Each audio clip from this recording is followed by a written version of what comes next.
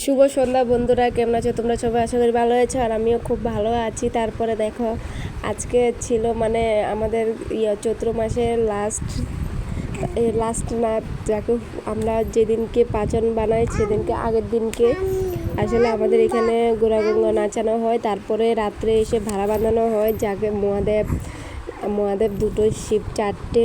আসলে আমাদের এখানে প্রতিবার দুটো শিব, দুটো না, একটা শিব আর দুটো পার্বতী সাজানো হয়।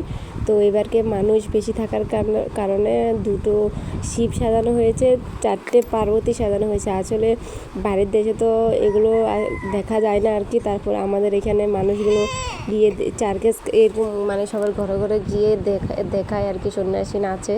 তো এবারে সন্ন্যাসীগুলো একটু বেশি, তার কারণে বেশি সাজানো হয়েছে।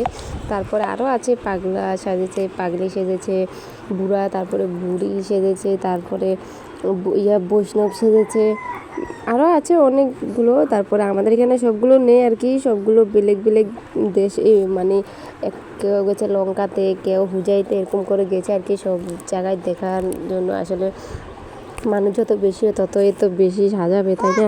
তো আমরা সবাই সন্ধ্যার সময় চলে গেছি একটু দেখার জন্য, আমাদের তো খুব ভালো লাগে দেখতে।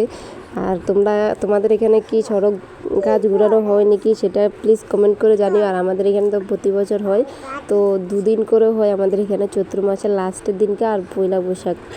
তারপরে এবার তো আবারই 10 দিনের দিনকেও এখানে খেলা দেখিয়েছে। তারপরে বসি ঘুরানো হয়েছে, দুটো করে বসি ঘুরানো হয়। তারপরে